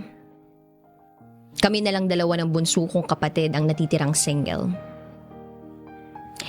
2008, dumating ang isang unos sa buhay naming magkakapatid. Nagkasakit ang nanay ko. At dahil wala kaming sapat na pera, hindi namin siya napagamot ng maayos. Nagkasakit siya sa liver. Hindi ko alam kung paano, saan kukuha ng pera. Hanggang sa hindi na kinaya ng katawan ni Mama yung sakit niya. Tuluyan na siyang nanghina. Hanggang sa binawian na ng buhay. Takot na takot ako noon, sabi ko sa sarili ko. Paano na kami ng bunso kong kapatid? Hanggang sa nagdesisyon ng mga kapatid ko na dalhin ang bunso kong kapatid sa Maynila. At ako, naiwan sa probinsya namin. Mahirap ang buhay, pero kinakaya ko sa tulong na rin ng iba kong kapatid. Ang tatay ko naman, walang ibang ginawa kundi maglasing ng maglasing. Naiintindihan ko rin naman kasi nga nawala yung nanay namin. Year 2010. Kinumbinsi ko ang ate ko na magtrabaho na lang ako sa Maynila. Kasi hindi rin naman ako makapag-aral sa probinsya namin. Dahil kapos sa pera. Grade 6 lang ang natapos ko noon. At gustong-gusto ko nang magtrabaho. Kahit anong trabaho para makatulong sa tatay ko. Year 2013. Nakahanap ako ng trabaho sa Maynila. Isa akong kasambahay. Ang trabaho ko ay maglinis sa sala, alagaan ng mga aso na alaga ng amo ko, at kung ano-ano pa. Sobrang hirap din pala. Lalo na hindi ko masyadong nakakasundo yung mga kasamahan ko sa trabaho. Pero wala akong nagawa kundi magtiis. Hanggang sa nagpaalam ako sa mga amo ko na gusto kong mag-aral ng high school. Ewan ko ba kung bakit ko naisip na mag-aral. Dati naman wala akong pakialam sa edukasyon ko.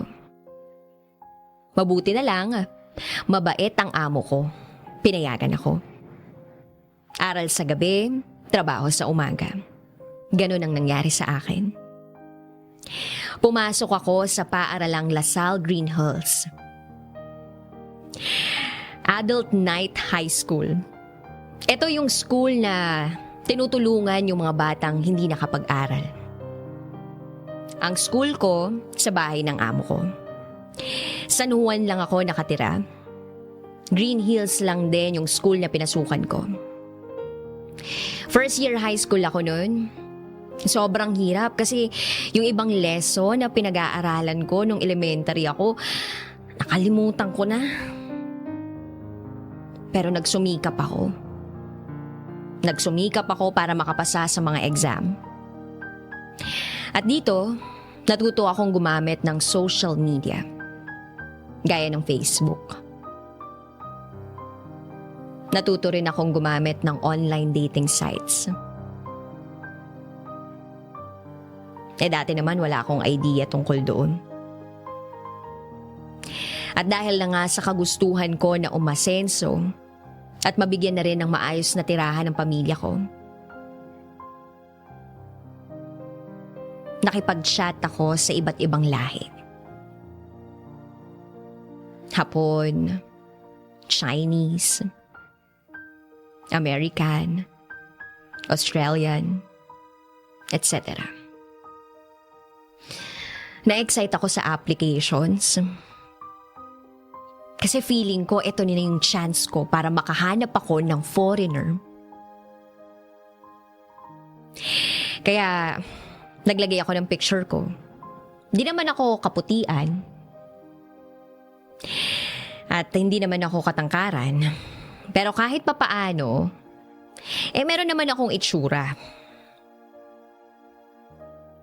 So sure ako na magugustuhan ako ng mga foreigner. Lumipas ang ilang araw. Ayun na nga. Ang dami nang nag-chat sa akin. Hindi ko naman sila nire-replyan agad. Kasi nga working student ako. Sa gabi lang ako pwede makapag-check ng phone. Hanggang sa isang araw, may nag-chat sa akin na taga California.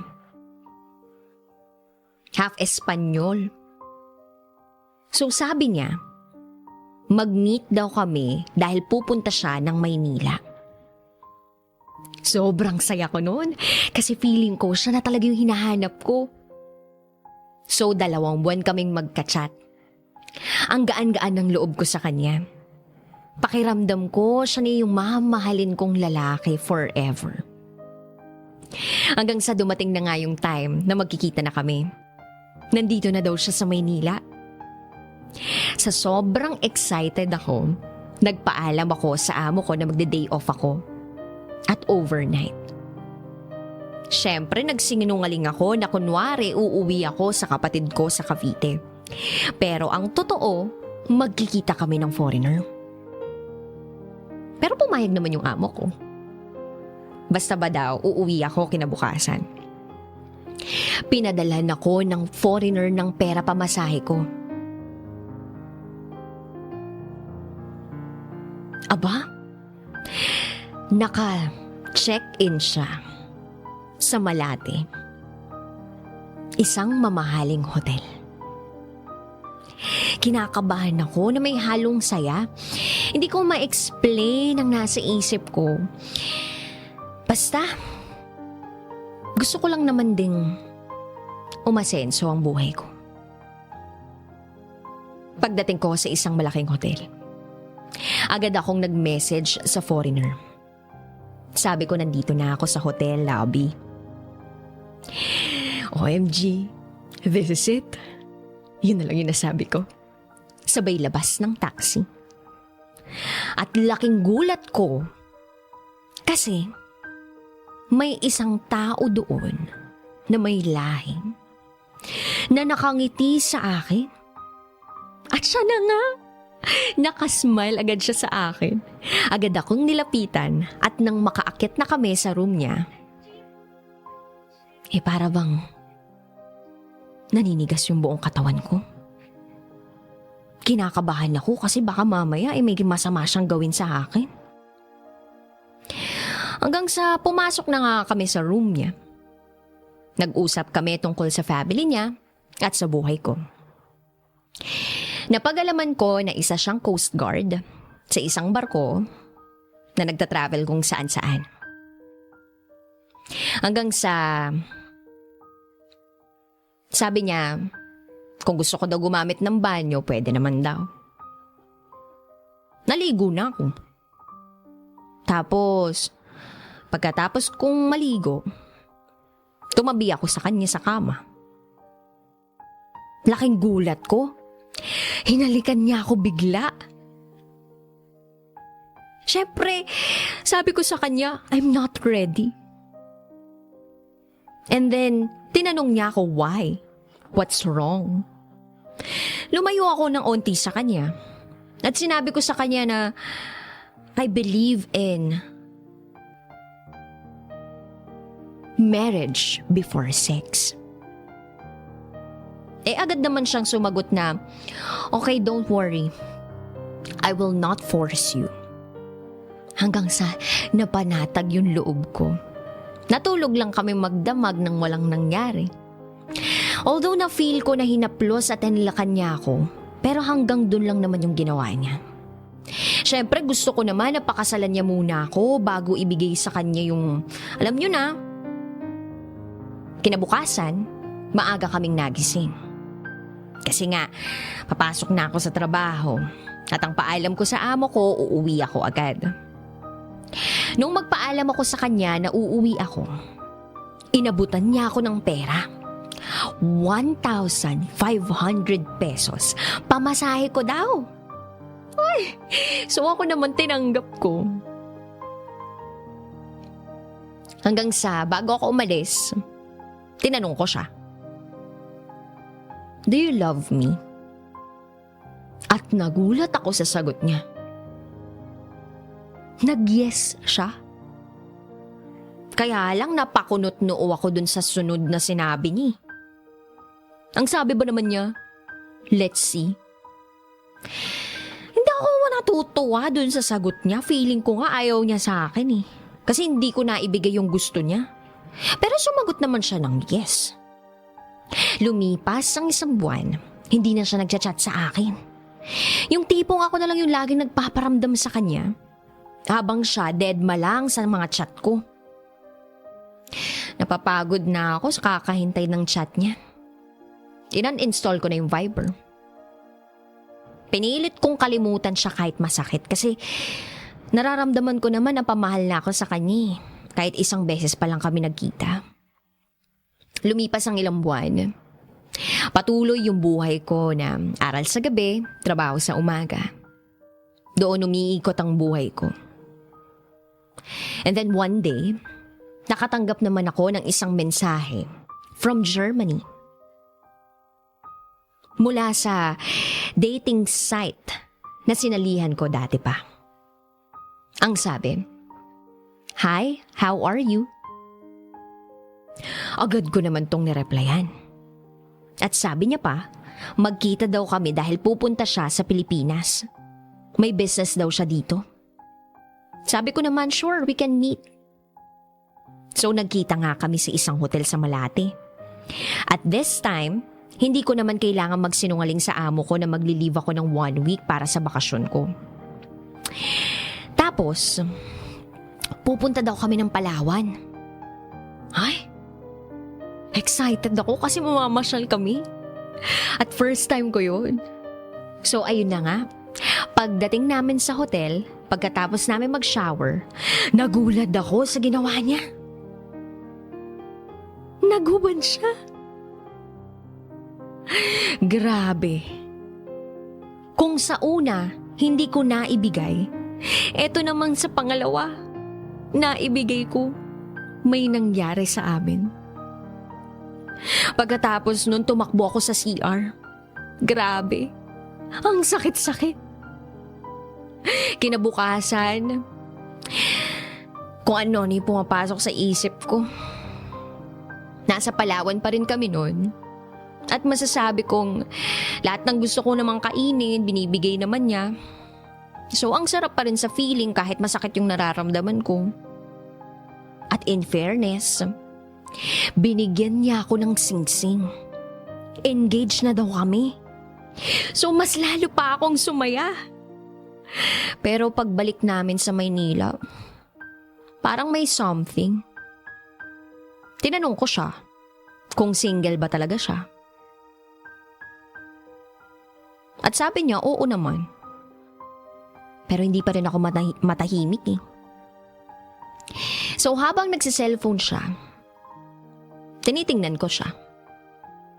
Hanggang sa may nakita akong pangalan dun sa cellphone screen niya, Mary Joy. Pero dinedma ko lang.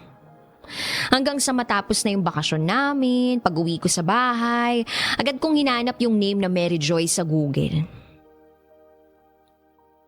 Mary Joy, hindi ko nasasabihin kung ano yung apelyido. Aba, may nakita ako na isang foreigner na may kasamang babae na nakasuot ng gown sa araw ng kasal nila. Nanghina ako kasi hindi ako nagkamali at hindi ako nagkakamali. Napaluhod ako.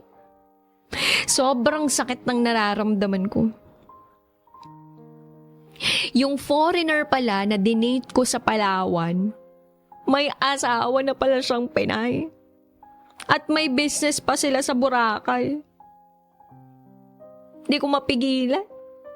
Sinave ko yung picture nila at sinend ko yun doon sa foreigner na yun. At doon na siya umamin sa akin na may asawa na siya. Sobrang sising-sisi ako sa sarili ko. Bakit ako naniwala at nagmadali? Basta, ang ginawa ko noon, sinubukan kong kalimutan siya. Kaya lang, hindi ko kinaya. Isang araw, nag-email ako sa kanya. Agad naman siya nag-reply. Sabi ko, what is your plan about our relationship? Sabi naman niya, hihiwalayan niya daw yung asawa niya. Pera lang naman daw kasi yung habol nun sa kanya. Naniwala naman uli ako.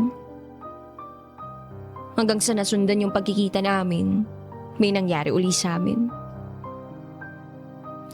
Lahat ng gusto niya ginagawa ko. Hanggang sa hindi ko na namamalayan, umabot na ng halos 3 taon yung relasyon namin.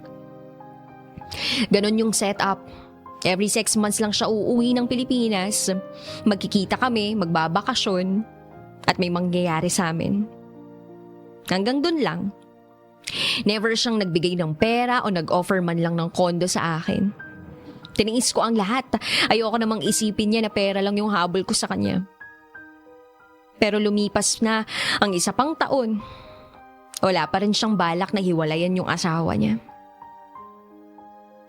Gusto ko na siyang kalimutan. Pero hindi ko pa rin magawa. Ilang taon na yung dumaan. Naging faithful ako sa kanya pero may mga times na napapagod na ako. Ilang beses ko siyang tinatanong kung ano nang balak niya sa akin. Wala pa rin siyang ginagawa.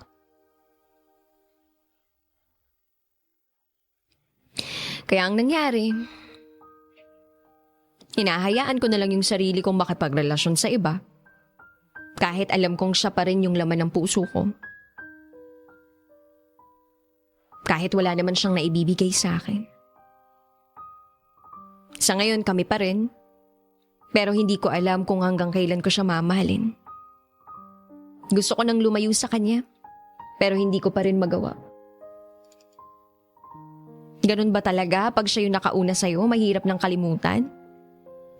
Sana po mabigyan niyo ako ng advice. As of now po, graduate na ako ng high school. Natutuwa naman ako kasi hindi na po ako kasambahay ngayon.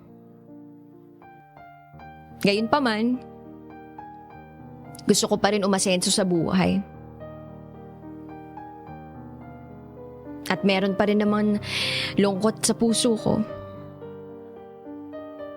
Paano ko gagawin yun? Tulungan niyo po ako.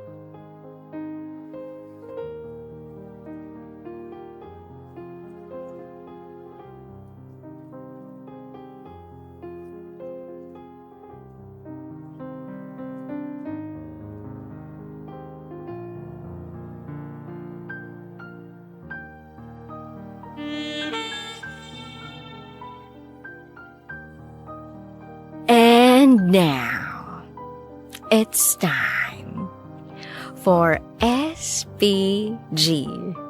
As in, Super Backgammon Secret File.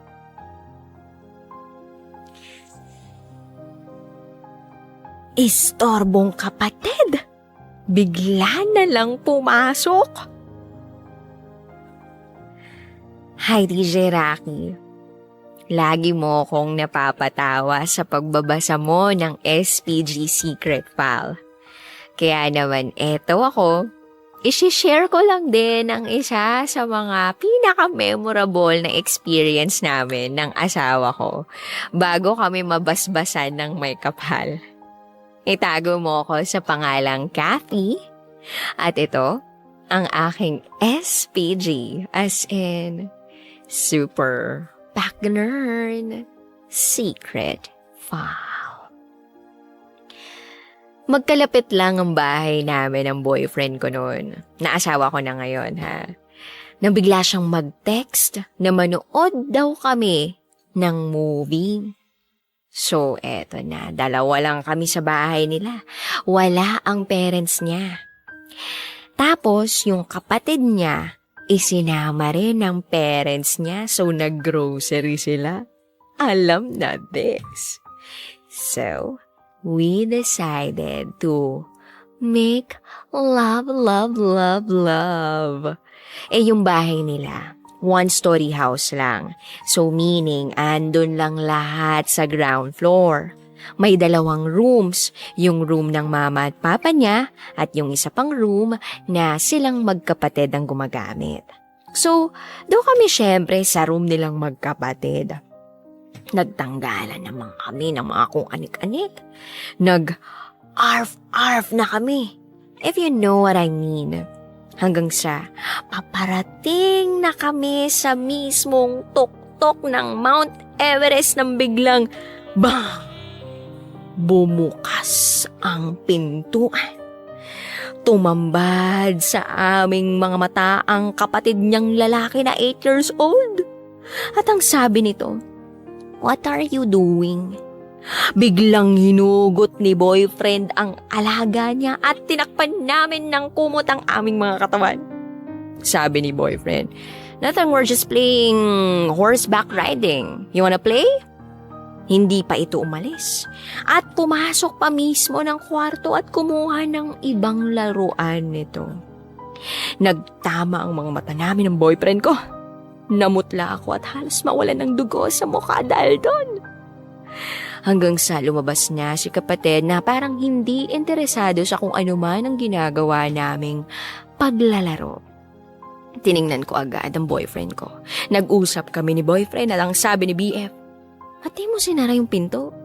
Sagot ko, "Nilak ko." Yung pinto nyo nga lang sa labas. At ang sagot ni boyfriend, "Syempre may duplicate yun. Ito yung pinto ng kwarto, dapat ito yung nilak mo." Pero syempre, imbis na magtalo na kami, nagbihis na lang kami dali-dali kasi narinig na namin ng parents niya na nag-aayos ng groceries. So eto na ang Pet Malu dinner. Nasa hapagkainan ng lahat. Nang biglang nagtanong ang mama ni boyfriend, "Kumusta na yung rehearsal sa stage play ninyo?" Sumagot naman si boyfriend ng, "Okay naman ma, ready na. Dress and technical rehearsal na namin next week. Ready na for the play." Nang biglang sumabat si 8-year-old kapatid ni boyfriend. "Can I watch it? You were rehearsing with Ate Cathy earlier. Diba? Horseback riding." At sa mga oras na yun, ay parang hindi ko masubo yung dapat na sana'y kakainin ko na. Yes, manunood ka. Na parang merong laman ng linyang yun ng aking boyfriend. Hanggang sa iniba na ni boyfriend ang topic sa hapagkainan. Namula ako ng matindi at nabalutan ng hiya. Hindi ko sure kung nagets ng parents niya yung meaning ng horseback riding, pero ang mahalaga ay kami pa rin ni boyfriend hanggang dulo. Kasal na kami ngayon at ang nakita ng kapatid niya nung 8 years old ito ay kaya na rin niyang gawin ngayong 20 years old na siya. Wala lang, dapat marunong ka talagang mag-lock ng pinto. Sigurado dapat. Always lock the door before Versace on the floor. Muli, ako si Cathy at ito ang aking SPG as in Super Pack Nerd Secret File. Always your number one SM radio station. Love Radio. Kabisyo, nakarelate ka ba sa secret file na binasa ko? Kung nakarelate ka, mag-subscribe ka na dito sa aming YouTube channel at pindutin mo na rin ang notification bell para updated ka sa mga susunod na episodes ng DJ Rocky Secret File.